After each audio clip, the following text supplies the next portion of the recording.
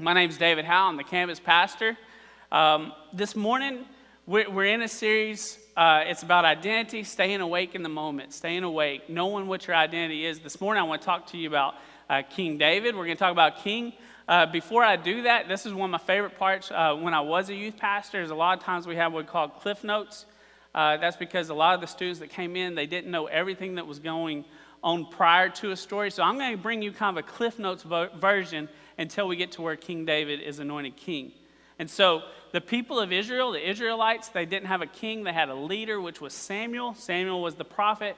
Samuel had his sons who were not very good people. He had appointed them leaders over the Israelites.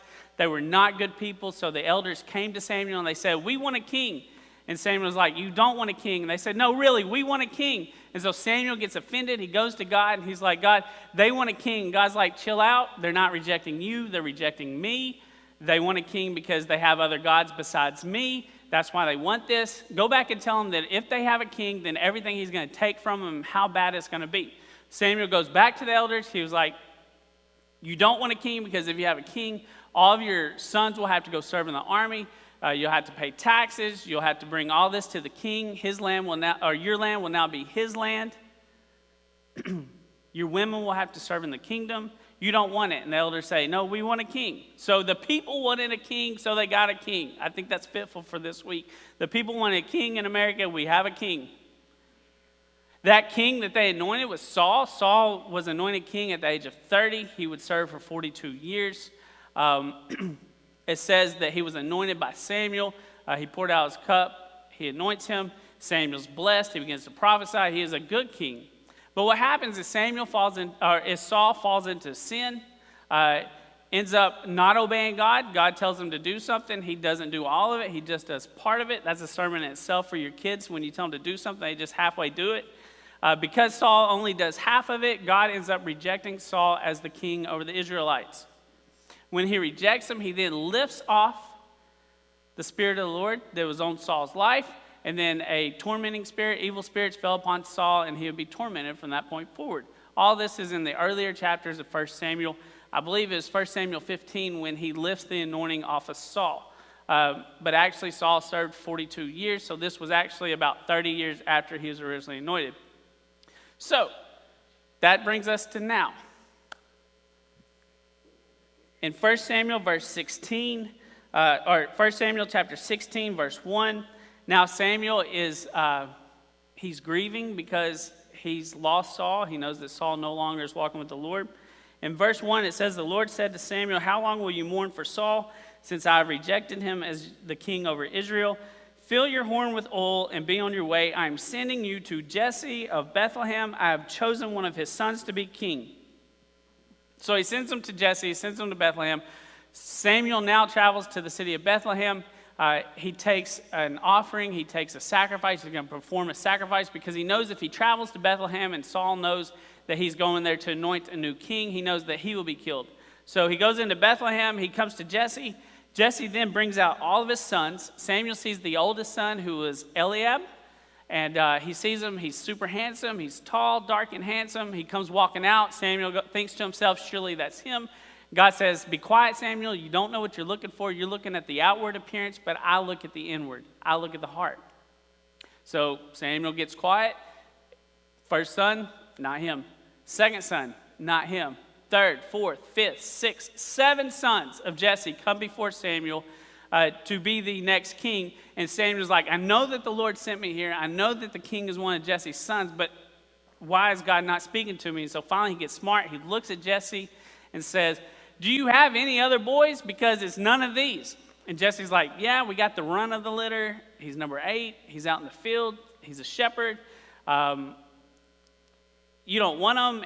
And Samuel's like, "We're not eating and we're not sacrificing until you go get them." So then he says, "Stop right there and go get number 8. That's all he is number 8. You see, the thing about in that culture, in that time, the youngest was the one that was shipped out to the fields to be the shepherd. It was the job nobody wanted. These guys rarely got married. They weren't even counted in the census. They took care of the flock until another generation was able to come in. And so that was the position. As we know throughout the Bible, where you were born, your birthright, the older you were, the better it was. David was number 8. He was not that great. So flipping through to verse 11, in 1 Samuel 16, it says, "There is still the youngest. He's tending the sheep. Samuel said, 'Send for him. We will not sit down until he arrives.' So he sent for him, and he had him brought in. He was glowing with health and had a fine appearance and handsome features. Then the Lord said, 'Rise and anoint him. This is the one.' So Samuel took the horn of oil and anointed him in the presence of his brothers. And from that day on, the Spirit of the Lord came powerfully upon David." And it says Samuel went to Ramah, which is where he was from. What I love about this is if you're reading in the book of Samuel, you read this, in the very next story, David is in the fields. Someone comes in, pours oil on me, and tells me I'm the next king. I'm strutting. I'm walking in there and saying, "What's up, guys? I am here. I have arrived. It is on." David gets anointed king, and he goes back to the fields. This is point number 1 if you're taking notes. Don't confuse your identity with your story. Everyone has an identity. It's who you are. Katie, will you bring me my weapon?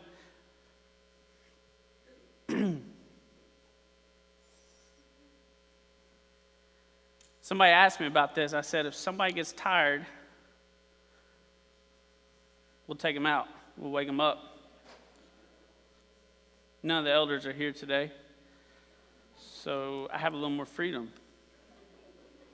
Y'all with me? Yeah. Woke up, didn't you? So what I want you to look at, what I want to talk to you about, every single one of us has an identity. It is something that was spoken over your life. Your identity is what you were created for. The identity is the bow, is what you see right here. That's what I want to show you today. Every one of us is the bow. Now, what this is, the string here, when you pull it back, there's tension.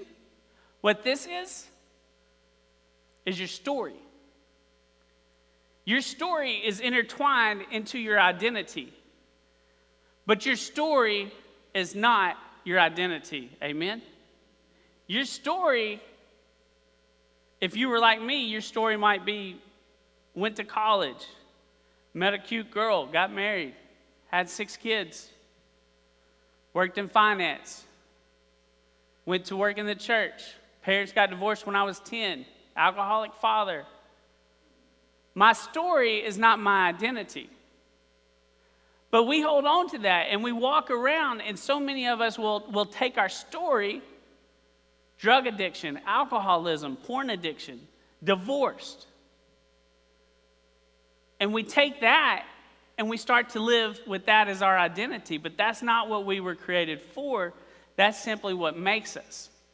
See, King David, his story was that he went back to the fields. His identity was that he was the anointed king over the Israelites. But he didn't go straight to the palace. What would have happened if David had gone straight to the palace upon getting anointed? Saul would have killed him. Saul would have looked at him, "Who are you, you 15-year-old kid? What are you doing walking in my palace telling me this is your palace?" God knew that David wasn't ready for the palace. David was anointed the king over the Israel, but he was appointed to sit with the sheep. Are y'all with me? God can speak a prophetic word over your life and tell you what you're going to do or who you're going to be, but that doesn't always mean that his timing is going to line up with where you are at today.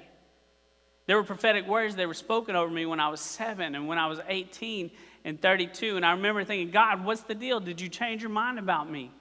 Because I know that you spoke these over. I know this is my identity," but I was claiming my story as part of my identity, and that's not how it works. Point number 2. The tools that you develop in the field will be the tools that give you access to the kingdom. The tools that you develop while you are in the field will be the same tools that give you the access to the kingdom. So when your story is not your identity, your field is where you're at right now. It's not the palace, but don't stop pursuing God. Don't stop worshiping. Don't stop praying. Don't stop serving. Just because it's not where you thought you're going to be, your field's not your identity. Your field is your story. David was a worshiper. The book of Psalms is mainly prayers and songs that David wrote when he was in the field, many of them. He was skilled with his harp. He was known for his heart of worship, and being a shepherd gave him ample amount of time to spend time with his Father, seeking out his heart. God knew that when he designed that, when he weaved that into David's DNA and who he was, and when God created him, God knew the plans that he had in store for him. That's why David was number 8. That's why David was in the field.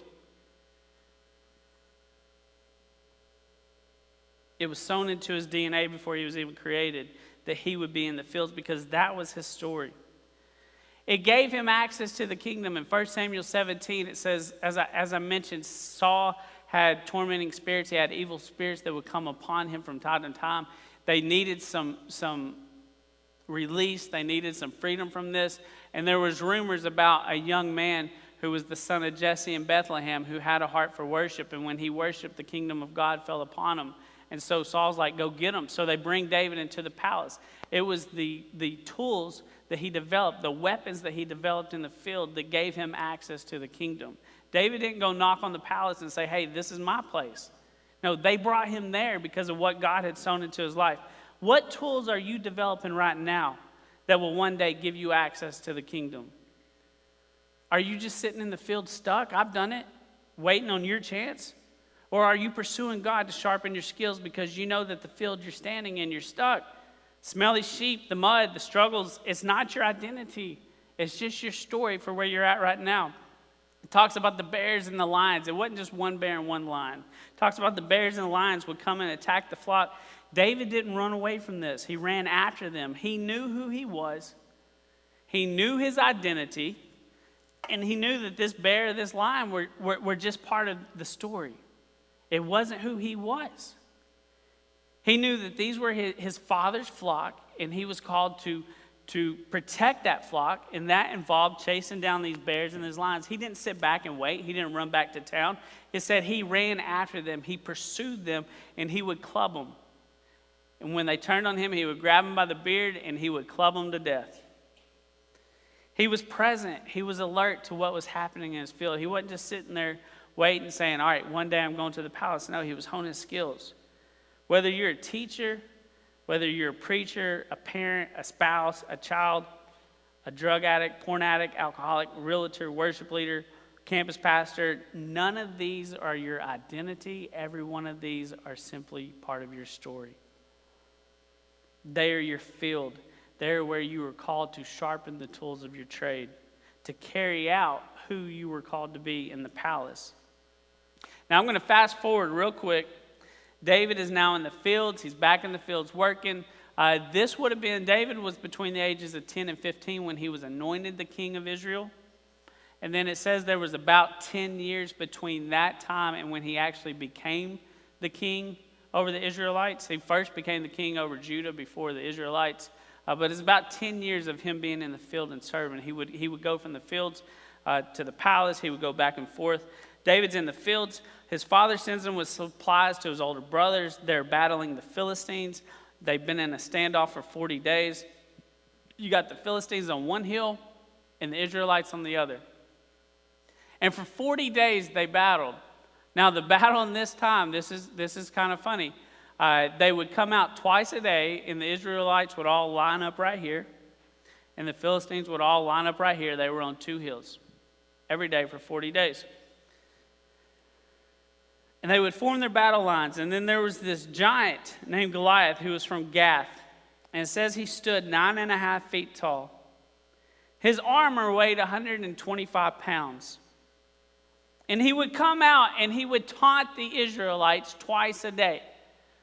And it says when he came out and he spoke with his big booming voice, and he would call out their God. He was from Gath. He had other gods that he worshiped. He was a Philistine. He did not worship the God over Israel. And he would call out their gods, and he would call them out. And I believe this is in 1 Samuel chapter 17. He would challenge them, come fight me. Send your strongest man to fight me. And if he kills me, then all of these Philistines will be your slaves. But when I kill him, all of you Israelites will be our slaves. Saul, who it says in 1 Samuel chapter 8, when he's anointed, Saul would have been a head taller than all the other soldiers. Saul would have been the perfect person to go out and fight Goliath because he was the tallest, he was the mightiest, he was the king. But Saul would hide when Goliath would come out. He would come out with his big booming voice and he shouted down their gods. And they all would run and hide. But on this day, something was different because David had been sent with supplies by his father to the battlefield because he had 3 older brothers. Now, we know that David was still younger than 20 because if he had been 20, he would have been serving in the military. He only had three of the older brothers that were in the military, so they have him at this place younger than 20. But he has brought food, provisions to his brothers, and his father wants him to check on him. He didn't know how long he was going. At this point, David's simply still in the field, in the palace. He's going back and forth. But something happened this day. I don't know if it was the morning or the night. But on this day, it says when he arrives, the Philistines and the Israelites were lining up for battle. And he runs out to his brothers on the battlefield. He's checking on them. And Goliath comes out. And I pictured this. This is what I pictured. But y'all ever seen like a rooster in the yard about to fight? And it's out there and it's taunting, it's cocking its head and everything else, kicking his feet up. That's what I pictured Goliath was. Because he had no fear. The dude was 9.5 feet tall. He is not scared. And he's just taunting and calling out their God. But something was different this day. The king heard. The king over the Israelites heard what was being said about his God. And David asked, what will be done for the man who kills this Philistine and removes this disgrace from Israel? Who is this uncircumcised Philistine that he should defy the armies of the living God? For David, it had nothing to do about the giant's size. It had nothing to do about how big he was or how much armor he was wearing. It had everything to do about who was defying the armies of the living God. This summary, it summarizes David perfectly and the difference between him and Saul and all the other Israelites on the battlefield because David knows his identity. He knows who he is in God. He knows that he's been called to be the king over the Israelites. And he knows that right now what's happening with this giant is no different than what happened in the field when he faced the bear or the lions. None of that has changed. He's not worried about the size of the giant in front of him. He's more concerned with who is defying his God. So much more is at stake in this moment, supernaturally, than what we see on the battlefield. Because he knows that the cowering of Saul and the Israelites in the face of this enemy was hindering the kingdom of God from coming to the world through God's chosen people. Now, Eliab, who was David's oldest brother, we've already talked about him. Eliab hears David ask that question about who is this uncircumcised Philistine that he should defy the armies of the living God. And Eliab becomes angry with his little brother, and he shouts him down. He starts telling him, you're just a boy who's watching that, whatever you want to call, flock. What are you even doing here? You just want to see a fight. He felt like David was just there trying to egg him on, trying to get a fight. And Eliab was scared because Eliab didn't want to get thrown out there to face this giant. Because Eliab was living his story as his identity, and he was fearing this giant. But what happens is someone overhears David's comments. And so even though his brother's shutting him down and his brother's talking trash to him, David continues to ask, what will be done for the man who kills this Philistine and removes this disgrace from Israel? Someone overhears this, and they carry him to Saul. And in 1 Samuel 17, verse 33, David says to Saul, let no man's heart fail because of him. Your servant will go and fight this Philistine. You know, as David doesn't tell Saul that he's the next king, he doesn't have to. Saul's about to realize it. Saul says, you can't go fight him. You're just a kid. He's been fighting as long as you've been alive. So what does Saul do? Saul starts trying to lay David's story on his identity. Saul starts, you're just a kid. The same thing everybody else is saying. You have no business. You can't do it. You're just a kid. David comes back at him. Brings his resume. Hey, look, when a lion or a bear took a lamb, I went after him. I struck him, and I delivered it out of his mouth. If he rose against me, I caught him by his beard, and I struck him and killed him. I've struck down both lions and bears, and this uncircumcised Philistine will be like one of them, because he has defied the armies of the living God. The Lord who delivered me from the paw of the lion, the paw of the bear, will deliver me from the hand of this Philistine. And Saul was like, go, all right, go. Lord be with you. Saul's still going to hide, because he still didn't believe at this moment. He still had fear. But it was the tools that David had developed in the field that are what's now given him access to the kingdom. What David did on the field when no one was watching is what prepared him for the kingdom in the battlefield when all eyes were on him.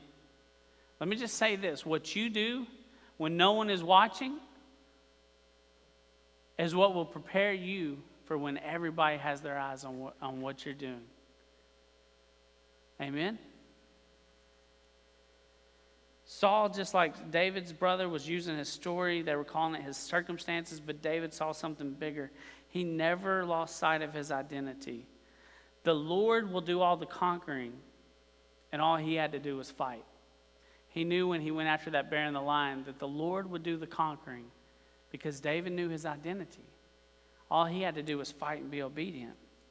So point number 3, the enemy has already been conquered. All you have to do is fight. David walks out to face the giant. He's no longer in the field. He's now on the battlefield. He's now coming into the kingdom. All eyes are on him. The giant sees him. He taunts him. He curses David. He curses his God. He said, what am I, a dog that you're sending sticks to me? In verse 45, David says, you come to me with a sword and with a spear and with a javelin, but I come to you in the name of the Lord of hosts, the God of armies of Israel, whom you have defied.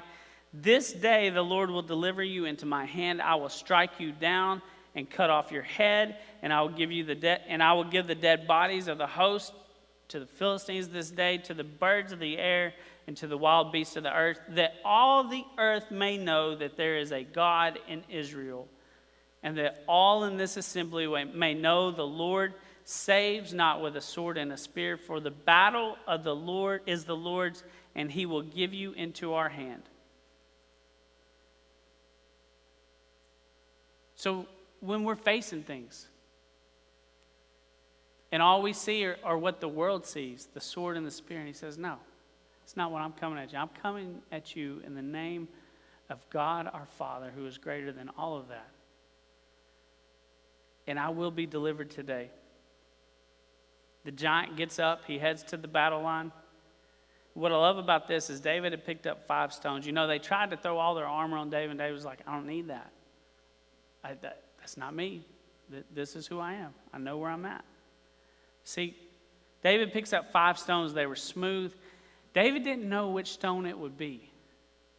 That's what I love about this. David didn't know if it would be the first stone or the 5th stone. But it was the faith that he had to pick up the 5 and put them into his sling. It was the faith involved with him bending down and picking up the stones and setting them aside for this battle.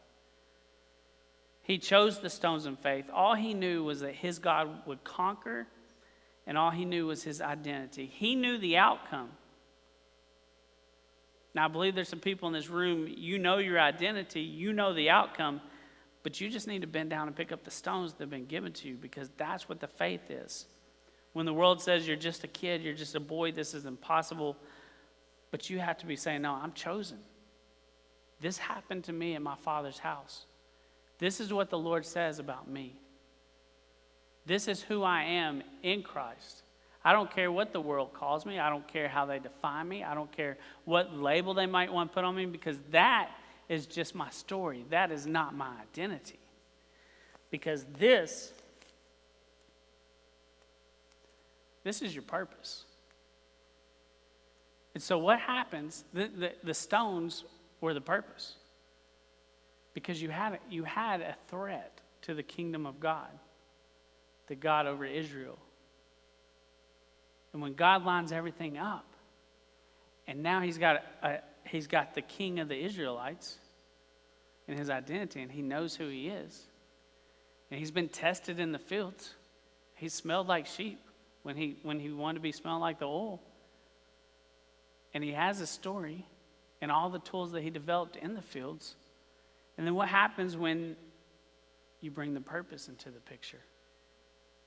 And that's what this is, and that's where they all go together, because every one of you has an identity, and every one of you has a story. But your story is not your identity, and your purpose is not your story. Your purpose is the reason why God gave you this identity. And you have to see that everything is tied together. And you may have heard this. You may have heard this 10 years ago, 15, 20 years ago, and you might be walking around saying, God, did you forget about me? Because I know that you told me this, but everything in here is not the way that I pictured it would look like. And God's saying, hey, just stay where you're at. Just stay where you're at. Stay the course, because this is not your identity. This is just where you're at.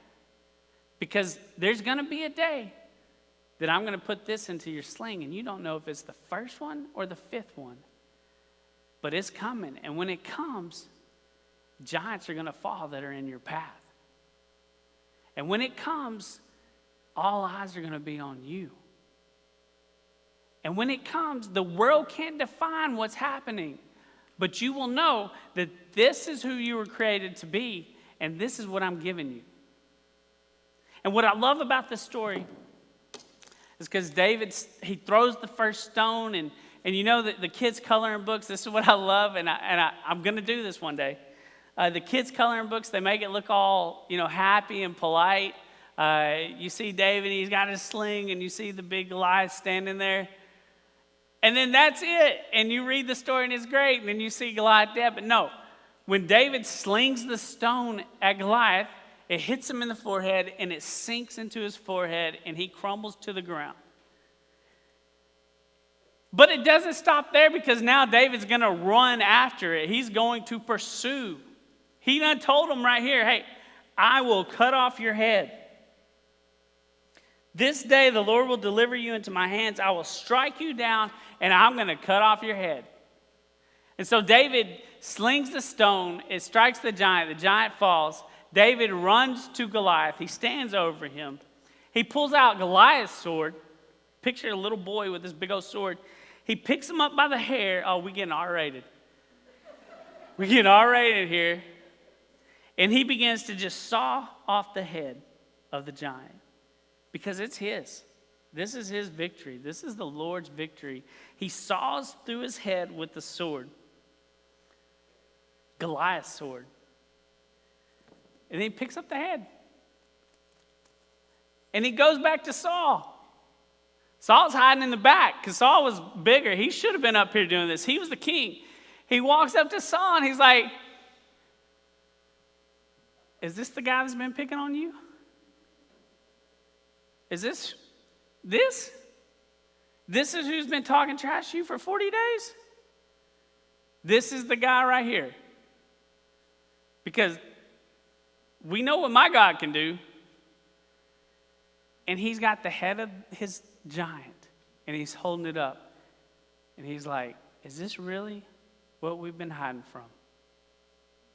And for some of y'all, there's some giants in your path. And they've looked too much. Like you don't want to face, you don't want to talk about it. You're just going to keep living life. I'm going to walk. This is my story. But your story is not your identity. And what happens in that field when no one's looking is what's going to prepare you for that. Because what I love about this story is a couple years ago, I remember looking at it. If you go and look up, because it talks about the bears and the lions in the fields with David, if you go and look it up, what kind of bears lived in the land of the Israelites? And so you go to Google, because we're all experts based on Google. If you go look at it and you type in what kind of bears lived in the region where King David was at, you can find it. It's called the Syrian brown bear. All right, I found it. It's Syrian brown bear. So then I'm going to go type in, how tall is a Syrian brown bear? Type that into Google. Y'all can fact check me on this. We love fact checking today. And it'll tell you, typically, Syrian brown bears can range from 6 feet to 9 feet in standing height. Okay.